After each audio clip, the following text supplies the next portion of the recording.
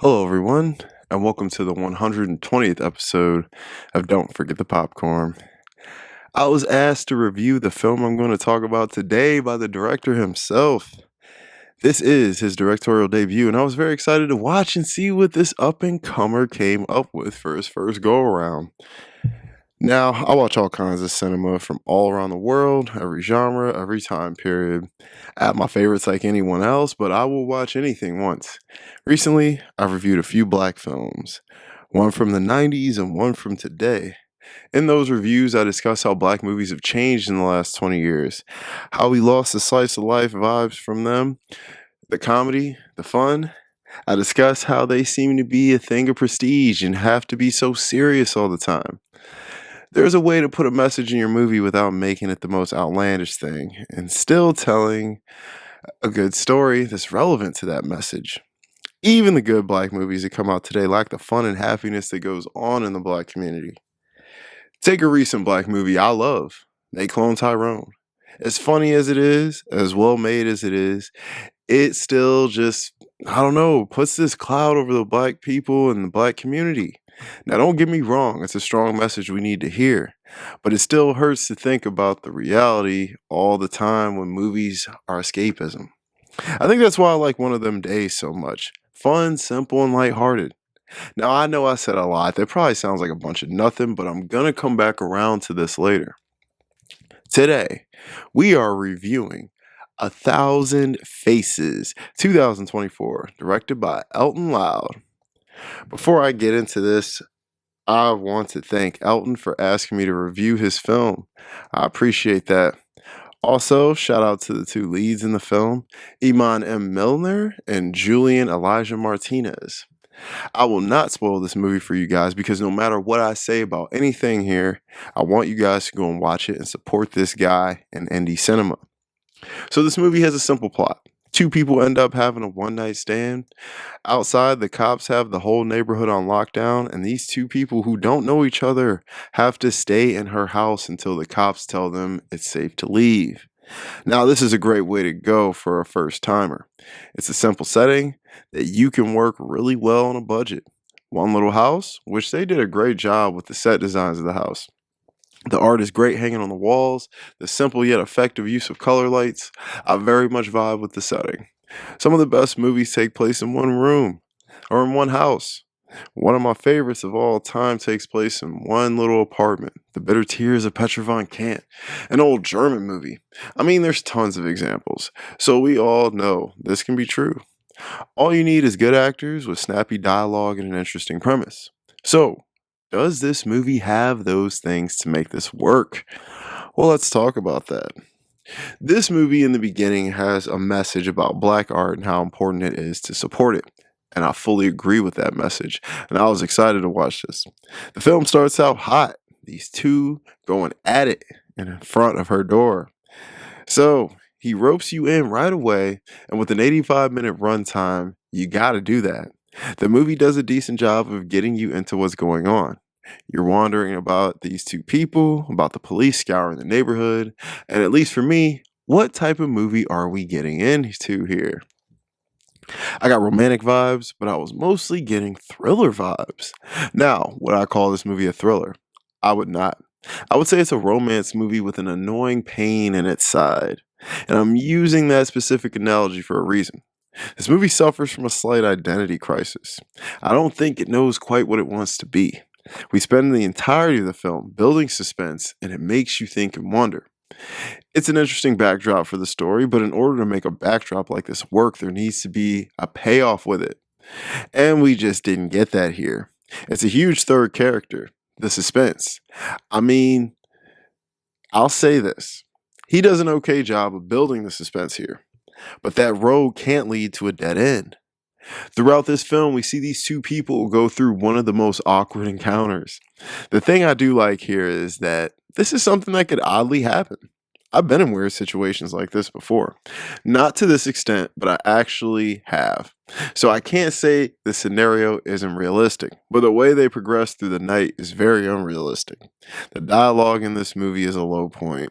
It felt very unnatural, and the topics of conversation that came up were uninteresting and felt forced. Now remember, I discussed at the very beginning about how black films have lately had to be a thing of prestige. This movie falls right into that trap. These two people who seem to sort of like each other are having a dick measuring contest of education, wealth, and life experiences. They both are pseudo intellectual artists, one a painter, one a poet. And listen, that's fine. But it just seems like every story we get involving black lovers these days has to be this black excellence story. This would have been far more believable if these people had real problems that needed real solutions. Through this thin dialogue and story, we end up really learning nothing of substance about these two people. Sure, we learn about some interesting stuff involving their outside love lives, but that's really about it. For a film that wants us to believe these two are so educated, they do a bad job of educating us as an audience. That's a major issue because the conversation is the crutch of this type of movie. It doesn't work if the conversation is flat. While we're on the subject, we might as well talk about these two characters, Asha and Lucas. We find out through dialogue they had just met at a bar, and Lucas didn't even remember her name, but was ready to jump in bed with her. At first, Asha is cold and callous, and Lucas seems nervous and shy. But as it goes on, things do change in the characters, and to me, I thought this was some of the highlights of the writing. Clearly, the goal was to build these characters and show us that, yes, it takes time and interactions to really know a person, even though neither of them were really that interesting. They did develop, and character development lacks heavy in movies today, so I appreciate that. Now, that doesn't mean these are good characters. They aren't very relatable. Asha is a very talented painter. Her artwork is all over her house, which is really nice to look at throughout the movie. Now, Lucas is a poet, and I can't say he's as talented as Asha. Those poems were pretty bad. I'm just going to say it. They weren't deep, weren't moving. They were kind of boring and corny, to be honest. Let's just talk about Lucas for a second while we're on that. He's weird, man. He did things and cared about stuff your average guy would not care about in this situation. Look, man, you're here for one thing, and you're acting like this is about to be your wife. As it went on, I just was thinking, there is no way Asha would like this dude. He wouldn't stop talking for a second, was just asking so many weird questions. As things are revealed, I just couldn't stand him. And the main reason is the actor. Lucas, played by Julian Elijah Martinez, was just god awful. He was wooden, unconvincing, and just plain awkward. He was getting hard to watch by the end. I'm not sure what made the director want to get this guy. Everything he did felt so forced and made him hard to take serious. Now, Iman M. Milner as Asha was far more likable. I think she's the less experienced of the two, actually.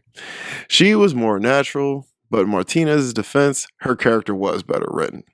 She had an interesting look, and like a good character, she got better as it went on. And by the end, I was interested to see her in more things. Now, I'm not saying I particularly liked her character, but she was far more interesting to watch and listen to. She was well developed, and I think she kept this train on the tracks, because Lucas was sinking the ship fast. Acting can make or break your film, and I'd say here, we got a pretty even split. Now, I know it seems like I've been a little harsh on this movie, but everything here can be digested, except the main issue with the whole film. Now, earlier I talked about how this film suffers from an identity crisis, and it really brings this whole thing down.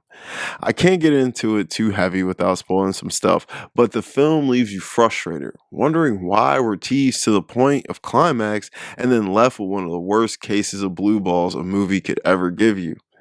I was waiting and waiting, and it just never came. It went nowhere. So why even include certain things? I mean, if we would have ran with this narrative, incorporated this stuff into the movie, we have a 10 times better film. Now, I don't know if they were going for this ambiguous effect or what, but to me, it all read as poor writing and editing. There were so many creative ways the story could have went in. But we went with this rom-com cheesy ending, and then we get an after credit scene that just makes everything worse. I really couldn't stand the way it ended. It all really added up to nothing, and I really didn't take anything away from it. No message, not much entertainment, not much escapism. Now, to wrap this up, I want to say some things here about this because this isn't a typical review I do. This is an up and coming very new and inexperienced filmmaker's film we're talking about here. I believe he's made some short films before, so let me say this right now. I give you massive credit for following your dreams, doing what you want, and living on your terms. That's a talent you have that 99% of people don't, and I think that's more valuable than almost anything in the world. I have massive respect for you and what you did here, and I'm proud to see this man doing this. I appreciate you for reaching out and asking me to review this. Despite what I may have thought of this film, I was delighted to watch and review. Having said all that, I will say this wasn't the best movie.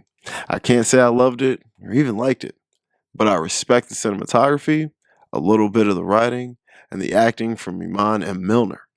Normally, I wouldn't suggest this film to the watchers, but I want everyone to watch this movie and support a young and up and coming filmmaker. This movie, A Thousand Faces, can be found on Tubi for free, so there's no excuse not to watch it. Elton, don't let this review sway you from reaching out again for me to review your next work. I'll gladly do it, and hopefully I'll have more positive feedback on that one.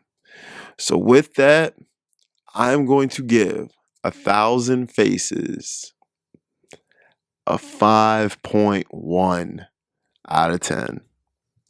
Guys, thank you so much for watching my 1,000 Faces review. Let me know if there's a film or topic you'd like me to review.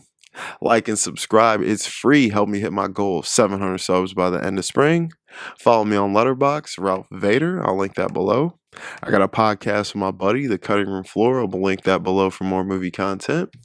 I'll be back next week. And don't forget the popcorn.